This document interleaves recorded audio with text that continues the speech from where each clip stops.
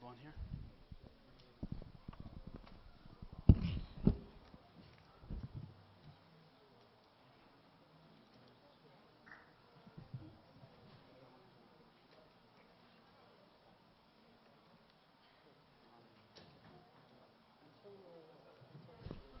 Talk to him after you introduce it.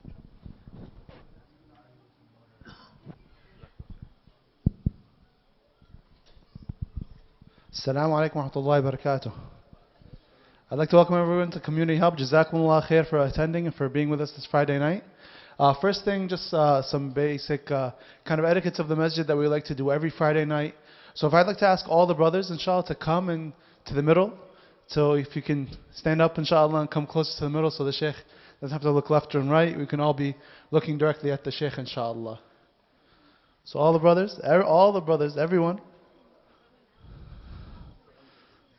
If the elderly need the walls, that's okay.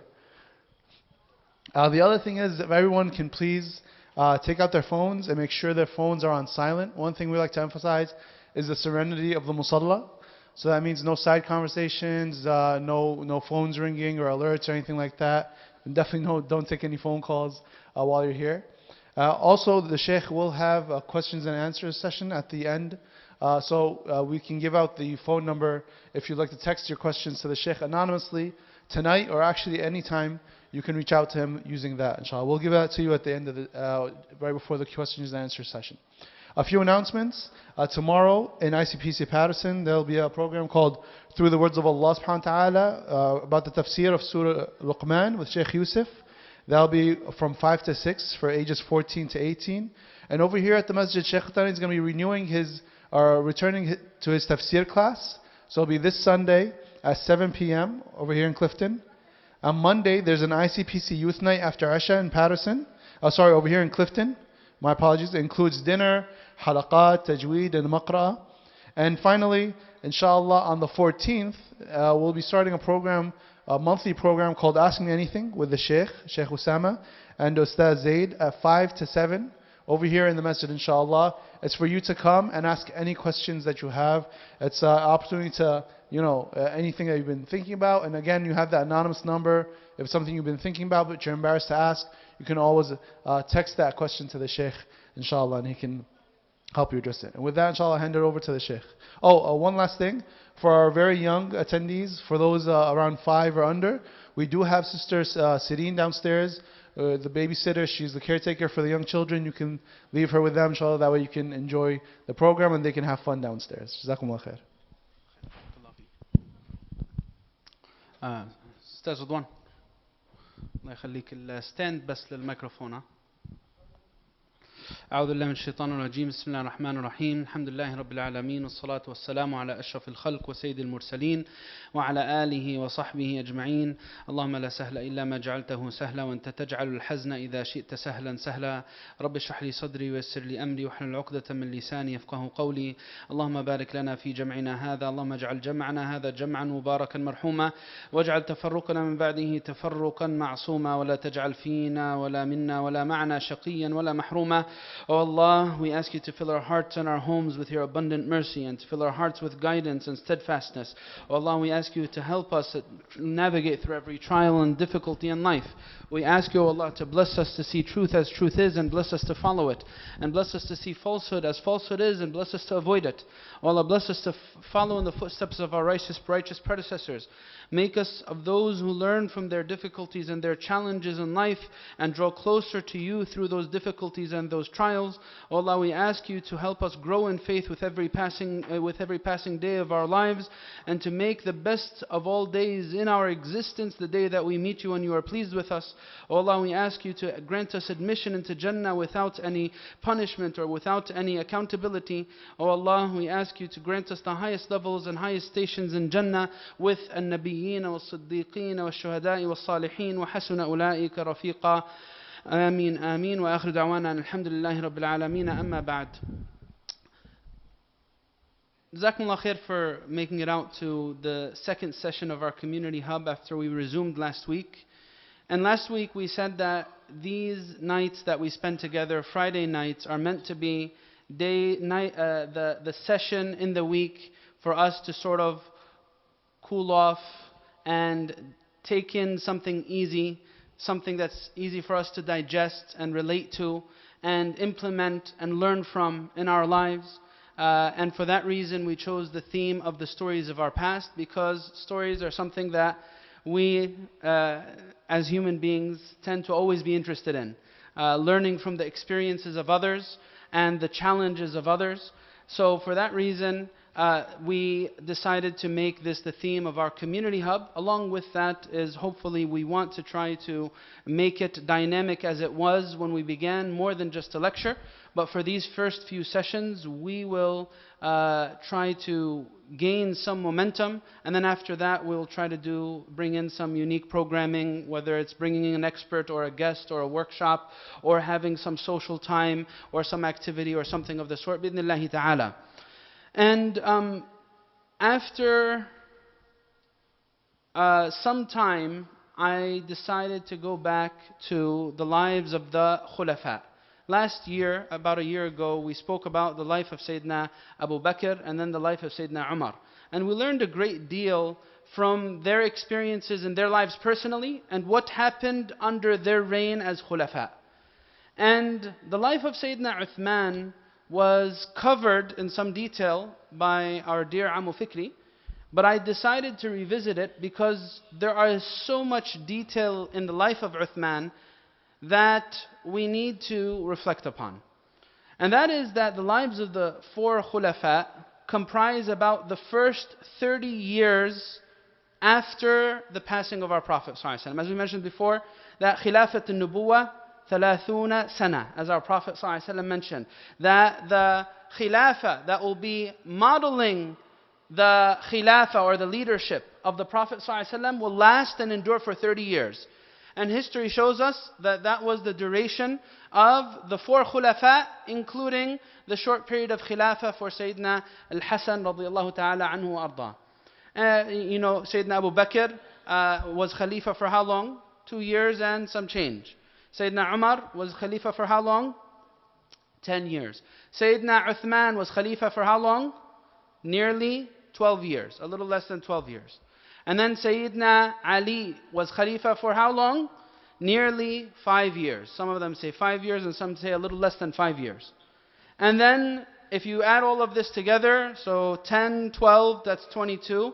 And then 2.5, that's 24 and a half. And then 5 years for Sayyidina Ali, that's 29 and a half. And then 6 months for Sayyidina al-Hasan. How long is that? 30 years of Khilafat al-Nubuwah. And throughout these 30 years, so many things happened that had a ripple effect for generations to come. So many things.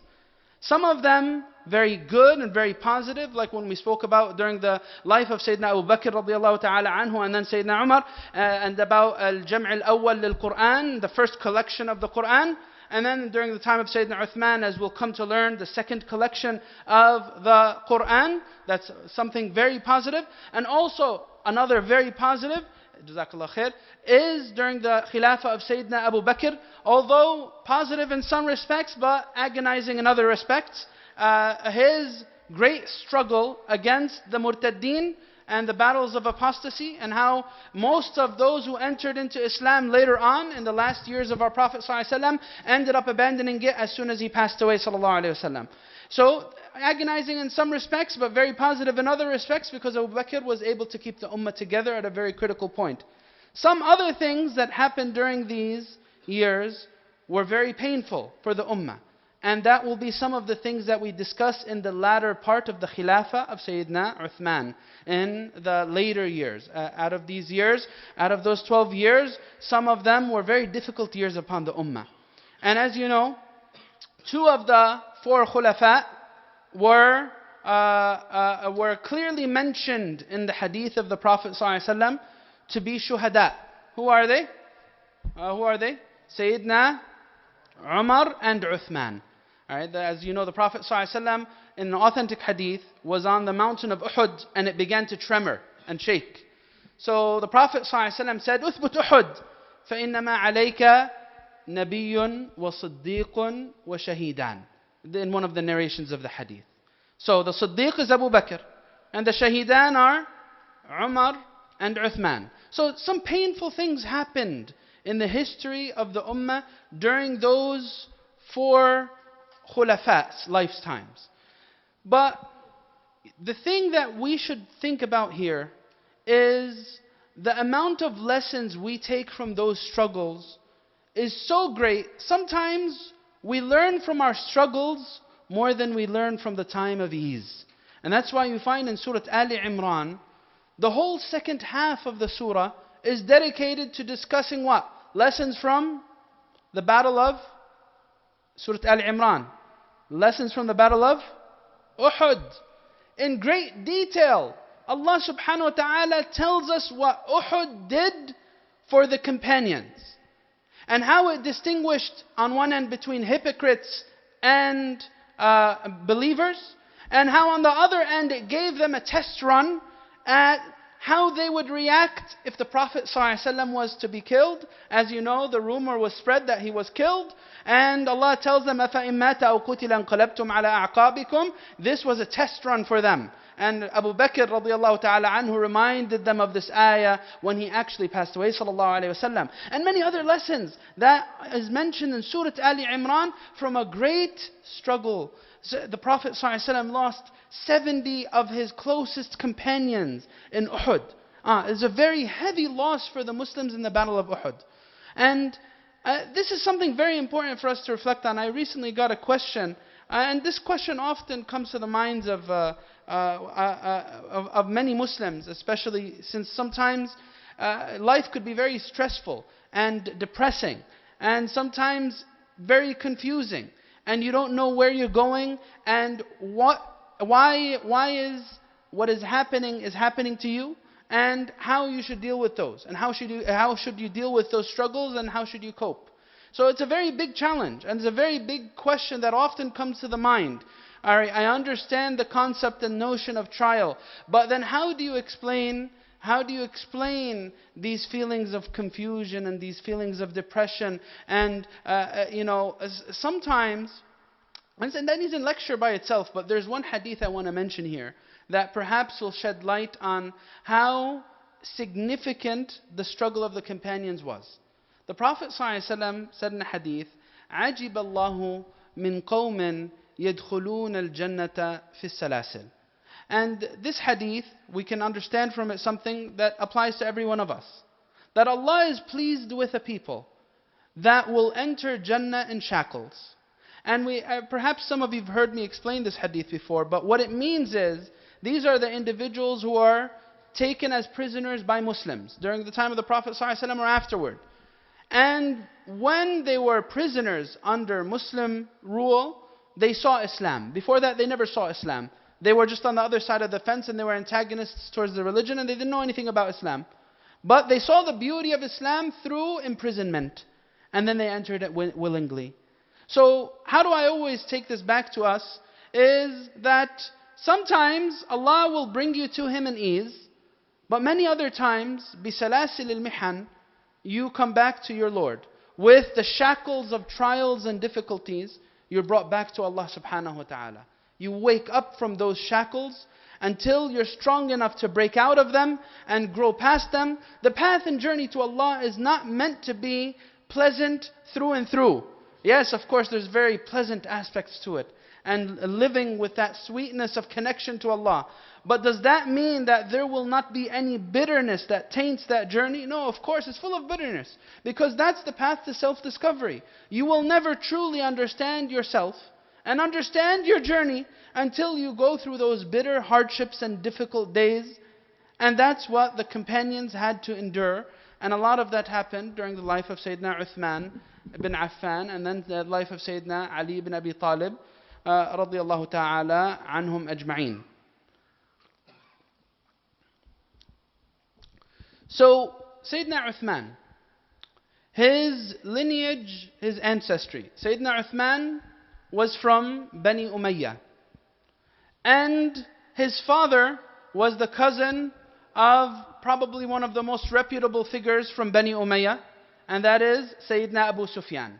We know him from the beginning of the seerah, his experiences with the Prophet ﷺ continue from being an antagonist towards Islam until he became one of the companions of the Prophet ﷺ. So Sayyidina Uthman was from Bani Umayyah. And as some of you may know, they were the first dynasty, the Umayyad dynasty in Islam. And they had a strong or a close relationship, I guess you could say, and in some sense a rivalry with Banu al-Abbas. And the Abbasid Empire was originally from Banu al-Abbas. So these are the first two dynasties in the history of Islam. So Sayyidina Uthman was from Bani Umayyah. And he had a relationship with the Prophet ﷺ. As you can imagine, we've described before that Arabia during the time of the Prophet ﷺ was a very tribal region. And many people, many of the different tribes have some link back towards each other, either dating back 1 generation, 2 generations, 6 generations, whatever it is. But at the end of the day, they have in some ways, family ties, whether they're close or they're distant. So Sayyidina Uthman had a relationship with the Prophet ﷺ. From the side of his father, it was going back to Bani Abdi Manaf. And that's 4 generations back. Him and the Prophet ﷺ meet in their ancestral tree 4 generations back.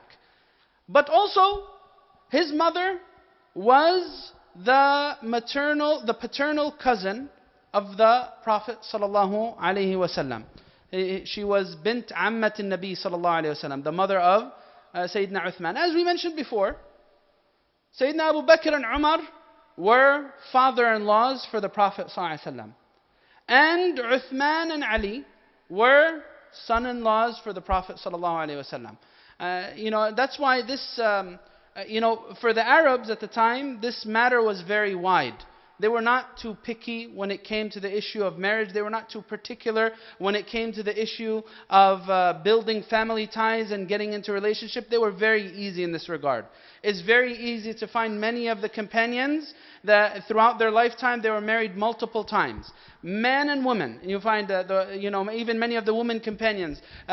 She was married to one man. He passed away. She got married again. He passed away. She got married. She got married again. It's very common. The Arabs at the time were very easy on the issue of marriage. And of course that's a very big difference from our current reality as Muslims today, Arab or non-Arab, same thing. So his kunya was Abu Abdullah. Why? How did he get this kunya? Because he was married to Ruqayya bint Muhammad sallallahu alayhi wasallam, and they had a son. So Sayyidina Uthman, his wife Ruqayya, carried a grandson for the Prophet sallallahu alayhi wasallam. And this son lived for a few years, but he died at a very young age. So that's why he was referred to as Abu Abdullah. And of course, the other big thing that, I would expect most of the attendees know about is Sayyidina Uthman had a certain title that was unique to him. What is that? The Nurayn, the companion of the 2 lights. Why is this? Because he was distinguished in human history to probably be the only, person to ever marry 2 daughters of a prophet, right? And of course, not at the same time. He first married Ruqayya, and when she passed away, he married Kulthum. So he was married to 2 of the Prophet ﷺ's daughters. Now, of course, again, for us and our sensibilities during these times, some of these things won't make sense. Sayyidina Uthman, how many children did he have? He had a total of 9 boys and 7 girls from 5 different wives. So he had a total of 16 children from 5 different wives, of course. All right? But this was their reality. And this is very important for us as Muslims today. Some people, and this even happens with people today in our age. Some people, they want to take for themselves the moral high ground in terms of culture and prefer their culture over all other cultures. and that my culture is the most sensible and realistic and right culture, and the other ones are all wrong. Right? And this is superiority complex. No, this is absolutely false. Now, we need to understand these actions of the companions and this reality of the companions in their context and their culture. For them, this was very normal. And this is not something that is blameworthy in any stretch. So, Sayyidina Uthman, he had that many kids, and he is just like many, many other companions, and even many, many other Arabs of his time. So he had a total of 16 children from 5 different wives. Now, Sayyidina Uthman was unique among the early companions because he was very reputable among his people. Many of the early companions were from the du'afa and the mustad'afin and the people who are abused and oppressed and the slaves. But Sayyidina Uthman wasn't like that. He was a very reputable person. He was wealthy. He was known for his haya. He was known for his eloquence and his ability to express himself. He was a businessman. He inherited a business from his father, and he would travel the lands. He met with many different people. He traveled to many different parts of the known world at the time doing business. Sayyidina Uthman is also known. So he was reputable. He was known to be one of the most elegant men of Mecca. And he had a very good reputation among his people. So this was unique about Sayyidina Uthman. Sayyidina Uthman was also unique in that Allah blessed him with a sound fitrah. And sometimes you might find this, and sometimes this is a fitna for some people, that they meet some people who are not upon Islam. And these individuals are very pleasant by nature. These individuals are very pleasant by nature. And sometimes when you see that, you are like, oh, this person's so good. How could God possibly be displeased with this person? Of course, that's addressing that misconception needs a jalsa and a session in itself. But in general, Sayyidina Uthman was one of those people even before he became Muslim. He had a sound fitrah. He had a pleasant nature. Sayyidina Uthman, by nature, never drank alcohol. And the reason is because he saw alcohol as something that removes the person's intellect. And what distinguishes a human being from animals is his intellect. So by nature, he avoided these types of things. And sometimes you'll find that the person could be guided to a great deal of virtuous actions and akhlaq tayyiba and good character even before guidance comes his way. So Sayyidina Uthman never prostrated to an idol. He wasn't min abadat al-awthan. He never prostrated to an idol. He never drank alcohol. He never fornicated in Jahiliyyah. And so this is why Sayyidina Uthman was unique among the companions for his haya. And we want to discuss the issue of haya and its understanding and its proper understanding later on during the talk, insha'Allah ta'ala. So, his Islam. Sayyidina Uthman became Muslim at the age of 34. The first 34 years of his life, he lived them not as a Muslim. And that's why, as we said before with the life of Sayyidina Umar, he lived the first half of his life outside of Islam. But only the difference between Sayyidina Umar and Sayyidina Uthman is Sayyidina Umar, he actually was known for his belligerence, and he was actually known for his intoxication before his Islam, and Islam completely transformed him. But nonetheless, this companion of the Prophet ﷺ became the great man he is after living 34 years not as a Muslim, because Islam still had not come, the message still had not spread. And so that shows you, it's not لَيْسَتِ الْعِبْرَةُ فِي مَنْ سَبَقْ إِنَّمَا الْعِبْرَةُ فِي مَنْ صَدَقْ. It is not about who gets there first, it's about who's most sincere in getting there. This is a very important thing to learn. If you're someone who's been away from Allah subhanahu wa ta'ala for many years, don't think that you have lost on that opportunity to draw close to Allah subhanahu wa ta'ala. No, not at all. Because perhaps someone who's lived a life of genuine sincerity and devotion for only a few years of his life will outdo someone in the eyes of Allah subhanahu wa ta'ala who's lived a lifetime of outward devotion but a weak sense of sincerity. So it's not about whoever has done it first, or whoever has reached there first, but rather it's the one who reaches there with the most pure, with the purest and soundest heart and most strongest sense of devotion. So Sayyidina, and this is something we learn from Sayyidina Uthman. First 34 years, he was not a Muslim. He became Muslim when he was 34 years old. But he was one of the first people to enter into this deen. He was actually among the men, number 4. He came after Sayyidina Abu Bakr and Sayyidina Ali and Sayyidina Zayd ibn Haritha. Then came Sayyidina Uthman ibn Affan. And Sayyidina Uthman ibn Affan accepted Islam through the da'wah of Sayyidina Abu Bakr radiyallahu ta'ala anhu. And there's an interesting supernatural experience that Sayyidina Uthman had before he became Muslim. And that was that he was with Sayyidina, I think it was Sayyidina Talha ibn Ubaidillah in a travel to Asham. And on their way back, they were sort of between sleeping and being awake. It was a late hour of the night and they were getting ready to go to sleep.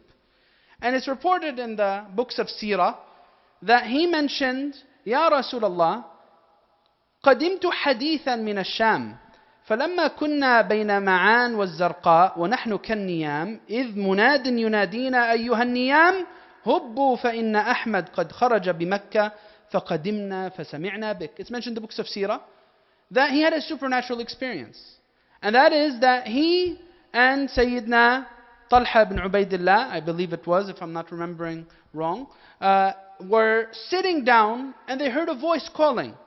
And this voice said, "O those sleeping, Ya Niyam, wake up. Ahmad has come out in Mecca." Now, of course, regardless of the nature of this experience and the authenticity and so on and so forth, there's something that we learn here. And we see this all the time, even in this day and age. Sometimes a Muslim or a non-Muslim might experience something supernatural that brings them closer to Allah subhanahu wa ta'ala. It could be in the form of a dream sometimes. It could be in the form of some other sign. And if you are that person who receives a sign from Allah subhanahu wa ta'ala, you feel it in your heart. Something that happens to you in your life, it just goes right to your heart. Oh man, I need to change my ways. Oh man, this is something I've never, I don't know how to interpret this. I don't know how to understand this. Oh, this must mean something. Right? When you have one of those experiences, don't be that person who turns a blind eye and insists on their stubbornness and distance from their Creator. Allah subhanahu wa ta'ala gives us in our lives signs in many forms, right? And one of these signs is, as we mentioned before, a shayb. Sometimes this is a sign from Allah subhanahu wa ta'ala, right? وَجَاءَكُمُ النَّذِيرُ. And the warner has come to you. Some of the scholars of tafsir interpret the warner as the shayb, the grayness in your hair, in your beard or in your hair. This is a sign from Allah subhanahu wa ta'ala. Hey, wake up. Most of your life has passed. Only a little remains. Make sure you're on the right path. Right? So this is a sign. So the most ignorant person is the one who Allah shows them in their lives, sign after sign. Or you know what? It might be in the form of, you made a big mistake. And you know you made a big mistake. But Allah helps you recover from that mistake very quickly. He gives you some leeway. He gives you an easy way out. Even though it could have just as easily been 10 times worse. But Allah helps you find a way out.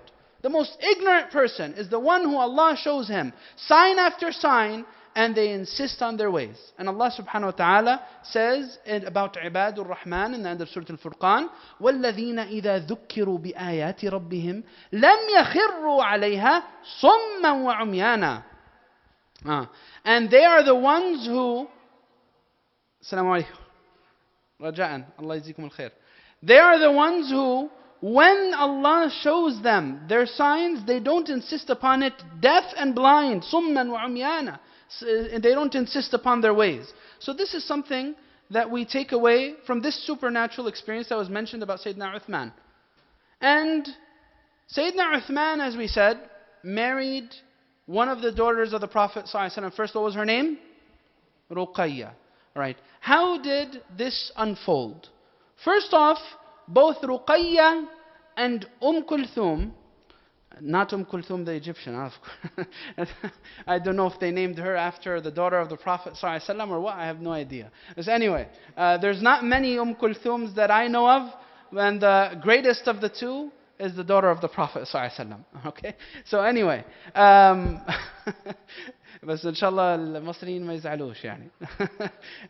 So Kulthum was the daughter of the Prophet ﷺ, and Ruqayya was also the daughter of the Prophet ﷺ. They were engaged. Who were they engaged to? The sons of, who knows? No, not Abu Jahl. Abu Lahab. They were engaged to the sons of Abu Lahab. And of course Abu Lahab, you know, his antagonism of the Prophet ﷺ, his adawa for the Prophet ﷺ, but he was the Prophet's uncle. And they were set to be married to the sons of Abu Lahab. But when Surah Al-Masad was revealed, تَبَّتْ يَدَا أَبِي لَهَبٍ وَتَبٍّ, Abu Lahab and his wife wanted to hurt the Prophet ﷺ. So they thought that one of the ways that they could hurt the Prophet was by instructing their sons to leave his daughters. That's خَابَ ظَنُّهُمْ. They left the Prophet ﷺ's daughters, and this was the biggest blessing for the daughters of the Prophet ﷺ. And so you don't know, sometimes you might really want something, and you might bank all of your hopes and dreams upon this one thing happening for you in your life. It could be a marriage, it could be a business deal, it could be a job, it could be مش عارف إيه. You bank all your hopes on this happening, and then it doesn't happen and it breaks your heart. Of course, it didn't break the hearts of the daughters of the Prophet, I'm just giving as a reflection. Sometimes something after it could be far better than that would have become. So Allah blessed Ruqayya bint Muhammad sallallahu alayhi wa sallam with the marriage to Uthman, and blessed Uthman with the marriage to Ruqayya. And He blessed them both with their marriage. As soon as the sons of Abu Lahab left Ruqayya and Kulthum. So they got married, and they were among the Muslims who went to Al-Habasha. And the reason why Sayyidina Uthman had to go to Al-Habasha, to Abyssinia, is because even though he had a great deal of repute among his people, he also had to endure a lot of tests and difficulties. His faith was put to the test. You know, hardly any companions were saved from the brutality of the people of Mecca, no matter how reputable they were. Maybe at varying levels. Like for example, Abu Bakr radiallahu ta'ala anhu, he also faced the brutality of the people of Mecca.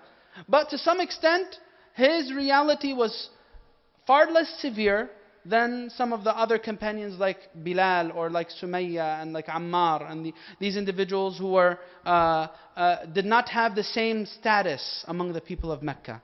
Right? So still, he had to go through that struggle. His uncle, Al-Hakam ibn Abi al-As, came to him and he said, "You abandoned the religion of your forefathers for this newly invented religion."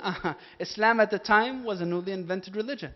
And the people of Quraysh thought that they were combating falsehood when they stood up against the Prophet ﷺ. That's what they thought, of course. But, so he came to his nephew and he said this to him, and then he tied him up. And he said, "I will not release you until you leave the religion of Muhammad ﷺ." So some time passed, and he finally gave up. Because Sayyidina Uthman was insistent. He wasn't one of those who took the rukhsa and said, "You know what, I'm just going to say whatever he wants just to get out of this situation." No, he said, "Wallahi la ada'uhu abadan wa la ufariqu." I will not leave the religion, and I will not leave Muhammad sallallahu alayhi wa sallam. So this is some of the struggles. After these struggles, he went with Ruqayya to Al-Habasha. And he, you know, as you might know, the Muslims, there was 2 hijras to Al-Habasha. The first one is in the 5th year after the revelation. And Sayyidina Uthman went in both of them. Why was there 2 hijras to Habasha? Because in the first hijrah, there was only a small group of Muslims. And when they got to Al-Habasha, they heard that Quraysh was actually more lenient now with the Muslims, and they kind of relented a little bit. And this was after the revelation of Surah Al-Najm. Because it was reported that even everyone in the majlis, this is authentic hadith, everyone in the majlis prostrated at the end of Surah Al-Najm. What's the verse? فَاسْجُدُوا لِلَّهِ وَاعْبُدُوا فَكُلُّ الْحُضُورِ سَجَدُوا إِلَّا Umayyah ibn Khalaf. All of them prostrated except Umayyah ibn Khalaf. So you see that the Muslims, after this first hijrah, they came back to Mecca. And then, when they realized that it was all false news, as the Khatib told us today, fake news, it was all fake news. And we have a lot of fake news today. They also had fake news back then. So after they saw this, they went back to Al-Habasha. And there's something special that the Prophet ﷺ said, as is reported in the hadith, about Sayyidina Uthman and his family. The Prophet ﷺ said, صَحِبَهُمَ اللَّهِ إِنَّ عُثْمَانَ لَأَوَّلُ مَنْ هَاجَرَ إِلَى اللَّهِ بِأَهْلِهِ بَعْدَ لُوط. It is reported that Sayyidina Uthman is the first one to make hijrah with his family after Sayyidina Lut alayhi salam. So this is something unique about Sayyidina Uthman.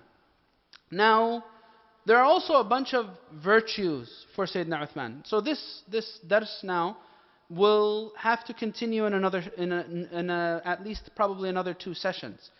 The next time, today we'll complete the virtues, and the next time we'll complete his experiences with the life of the Prophet ﷺ and the Khulafa after him, and then his experiences as a Khalifa himself, inshaAllah ta'ala. So, the virtues of Sayyidina Uthman. Sayyidina Uthman is known for his strong connection with the Quran. Sayyidina Uthman was one of the few companions who had the entire Quran memorized.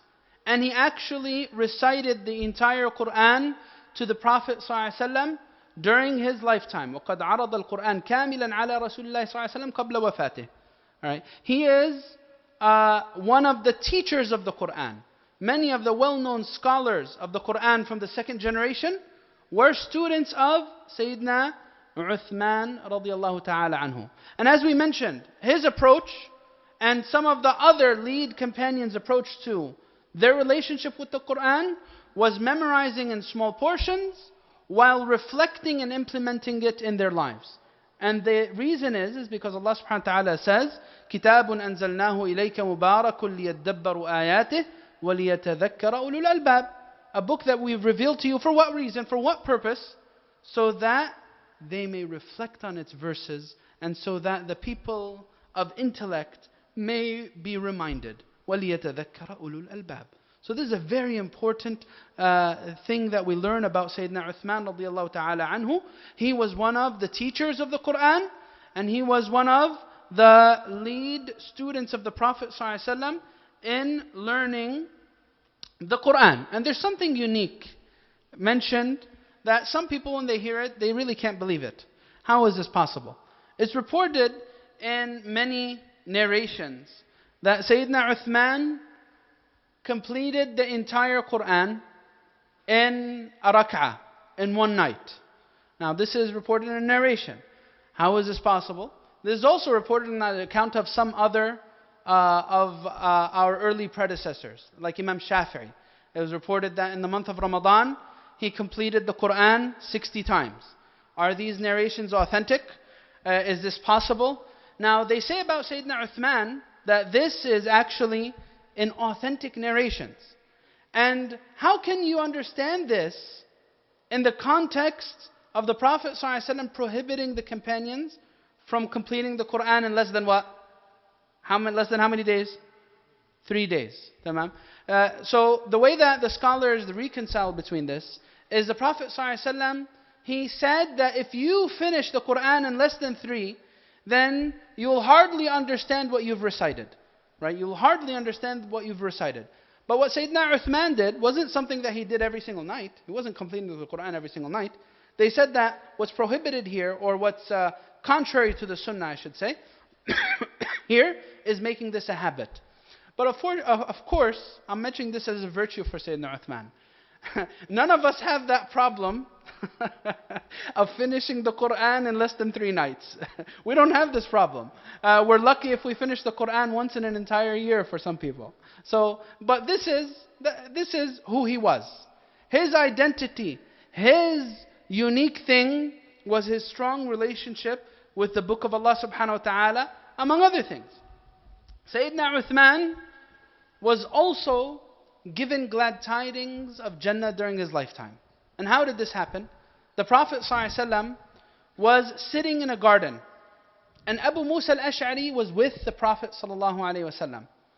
And as the Prophet ﷺ was sitting down, Sayyidina Abu Musa told the Prophet that Abu Bakr and Umar are seeking, first Abu Bakr came in. He said, Abu Bakr is seeking permission to enter. So the Prophet ﷺ told him, افتح له وبشره بالجنة. Give him entry and tell him he'll be from the people of Jannah. Then Sayyidina Umar came and he said the same thing. افتح له وبشره بالجنة. Open for him and give him glad tidings of Jannah. And then Sayyidina Uthman came and he asked permission to enter.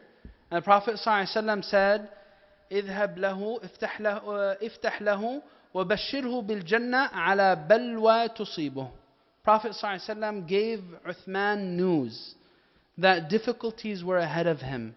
A very difficult trial was waiting for him in his future.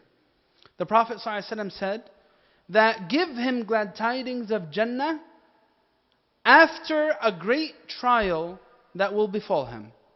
The Prophet ﷺ, as we said that Sayyidina Uthman will be among the shuhada. He is one of the martyrs. We already mentioned the hadith about this. So with these authentic hadiths, it is actually a sin, a major sin, for an individual to despise Abu Bakr, to despise Umar, to despise Sayyidina Uthman or Sayyidina Ali or any of the other righteous companions who the Prophet ﷺ already informed us will be from the people of Jannah.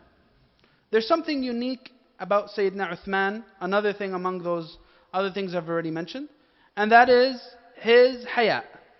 And the way that this was transmitted to us was the Prophet ﷺ one time was sitting on the bed of Aisha. And he was covered in some woolen cloth, some cloth from wool that belonged to Aisha. And Abu Bakr and Umar came to visit the Prophet ﷺ. And the Prophet ﷺ remained sitting on the bed. So, and he gave permission for them to enter. And then Sayyidina Uthman came in, and the Prophet ﷺ told Aisha to take her woolen garment, take it. And the Prophet ﷺ then wore something proper and allowed Sayyidina Uthman to enter. So then Sayyidina Aisha asked the Prophet ﷺ, why did I see you not do for Abu Bakr and Umar what you did for Uthman? The Prophet ﷺ then taught us, إِنَّ عُثْمَانَ رَجُلٌ حَيِّيٌّ وَإِنِّي خَشِيتُ إِنْ أَذِنْتُ لَهُ وَأَنَا عَلَى تِلْكَ الْحَالِ أَلَّا يَبْلُغَ إِلَيَّ فِي حَاجَتِهِ. Sayyidina Uthman is known to be a very modest man. And I was concerned that if he saw me sitting the way I was sitting, that he would be too shy to convey to me what he came requesting. So this is one hadith about that. And there's another hadith that the Prophet ﷺ, some of the other narration says that the Prophet ﷺ's feet from the knees down were uncovered. Some of them mention that his thighs were uncovered. There's two narrations. And when Sayyidina Uthman came in, he covered his thighs. So there's a few things to reflect on here. First thing is, haya is something far greater than what we sometimes reduce it to. Haya is not just shyness. Haya is not shyness. It's more than that. Right? There's an element to that there, but it's more than just shyness. The other thing is, haya is not a woman thing. Okay? Many people think that haya is for women. Women are supposed to have haya. But when they think about men, they don't think about haya. No, haya is for men and for women. It's not only for women. Okay? And the other thing about haya is it's not simply in just the way the person dresses. It's in everything. It's in what you allow yourself to think about, what you allow yourself to look at, what you allow yourself to put into your body, where you allow yourself to go. Haya is in what you say. It is in what you do. Right? It is in what you harbor in your heart. Because haya for the mu'min is not just from people. Haya is not that thing that you just do for others. No, there is haya from Allah, and then there's haya from the angels, and then there's haya from other human beings. These are all subjects covered under haya. So haya is a very lofty and very vast concept, and we should never reduce it to just shyness. And sometimes people actually see it as, believe it or not, a characteristic that's frowned upon. Right? That, some people think that haya means you have a weak personality. Oh, he has too much haya. Oh, he's too modest, or she's too modest. And what they're trying to say by that is they're trying to say that, oh, that person's weak, or that person, lets people, quote unquote, step all over them. Right? So that's not what haya is. Haya is conveyed to us in the hadith of the Prophet ﷺ, that it is to preserve the mind and its content, the belly and its content, the eyes and what it observes, the ears and what it hears. All of this, if you want to fully apply haya, you will guard all of these things. Tamam? So this is the subject of haya, and Sayyidina Uthman radiyallahu ta'ala anhu wa arda. And the other thing in this hadith that I want us to reflect on is the thigh from the awrah. So one of the narrations mentions that the Prophet ﷺ's thigh was uncovered. And when Uthman came in, he covered it. Now, is the thigh from the awrah or not? Awrah, by the way, means that which you have to cover, that which cannot be exposed. What do you guys think? Then why would the Prophet ﷺ uncover it in the presence of Abu Bakr and Umar?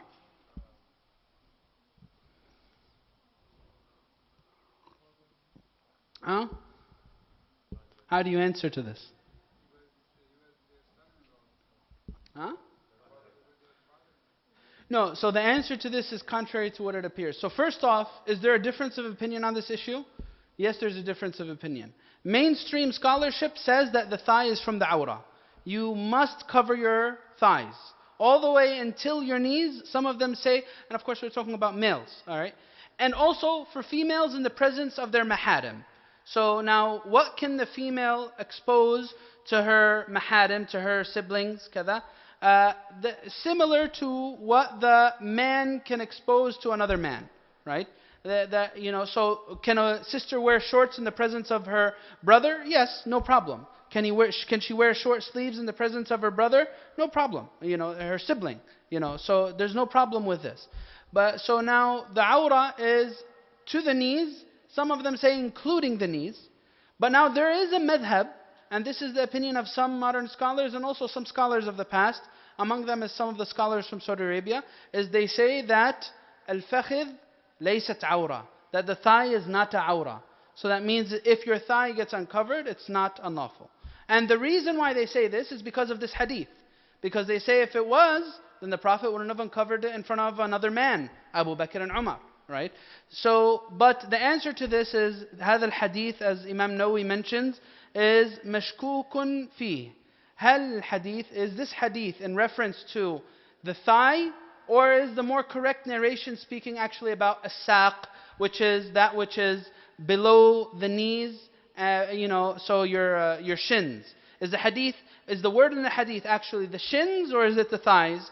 There's two different narrations. And so because there is this doubt, mainstream scholarship, the vast majority of scholars, among them the four schools, they say that you cannot uncover your thighs. Tamam? But there is that other opinion that says you can. But anyway, that was a fiqhi issue. There is just a few more virtues for Uthman and we're done. First one is that the Prophet ﷺ said in the hadith, and I believe this one is reported in Sunan ibn Majah, أرحم أمتي بأمتي أبو بكر، وأشدهم في أمر الله عمر، وأصدقهم حياء عثمان، وأعلمهم بالحلال والحرام معاذ بن جبل، وأفرضهم زيد بن ثابت، وأقرأهم أبي، ولكل ولكل أمة آمين آمين هذه ولكل أمة أمين وأمين هذه الأمة أبو عبيدة بن الجراح. So this is the hadith. ولكل أمة أمين وأمين هذه الأمة أبو عبيدة. So the Prophet ﷺ says in this hadith that the companions are distinguished for different reasons. Rahmah, mercy, Abu Bakr. And then strength in applying justice, Umar. Modesty, Uthman. Knowledge of what is halal and what is haram, Mu'adh bin Jabal.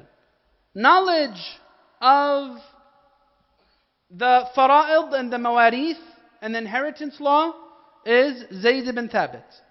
Knowledge of recitation, Ubay ibn Ka'b. And the custodian and the ameen of this ummah is Abu Ubaidah. The other thing that the Prophet ﷺ mentions about Sayyidina Uthman is that he was killed wrongfully. The Prophet ﷺ one time was speaking in the presence of companions, and a man masked passed by. And he said, يُقْتَلُ فِيهَا فِي الْفِتْنَةِ هَذَا الْمُقَنَّعُ يَوْمَئِذٍ مَظْلُومًا. Prophet ﷺ said, this cloaked man that's passing by will be killed in the fitna wrongfully. And they found out that that person was Sayyidina Uthman ibn Affan. And the Prophet ﷺ said about him, in the face of that fitna and that controversy that later unfolded, هَذَا يَوْمَئِذٍ عَلَى الْهُدَى. This man on that day will be upon true guidance. And the last thing that the Prophet ﷺ mentions that I'll share with you is that the Prophet ﷺ said to Sayyidina Uthman, Ya Uthman, inna Allah asa an yulbisaka qamisan. Perhaps, O Uthman, Allah will give you certain garments, meaning a certain position.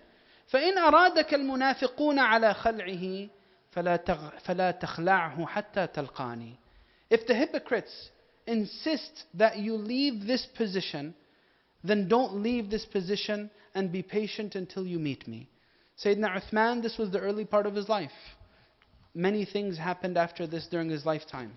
And we want to discuss those things and reflect upon them so that perhaps it'll help us deal with some of the practical struggles that come up in our lives. And inshaAllah, in the next lecture and the one after that, we will discuss those things بإذن الله تعالى. وأقول قول هذا واستغفر الله تعالى لي ولكم وآخر دعواي أن الحمد لله رب العالمين. And before we separate, does anyone have any questions or comments? Any questions or comments? Anything you'd like to ask about the subject or about anything else? Open. Anything you want to ask about? Anything? طيب. If there is anything, you can text me at the number and I will try to get back to you as soon as possible. جزاكم الله خيرا. السلام عليكم ورحمة الله. Assalamu alaikum. For those of you who don't have the number is 862-208-3638. Inshallah, don't forget, a big part of the community hub is the socializing. So brothers and sisters, you have your table on your right. Brothers, the table for you is by the entrance. If you're getting tea, you're getting some snacks, and you see a face that you don't recognize, please introduce yourself. Last time I found someone who went to the same high school as myself. We work at the same company, we actually work in the same building. So again, if you find someone that you don't know, introduce yourself and get to know them. Assalamu alaikum.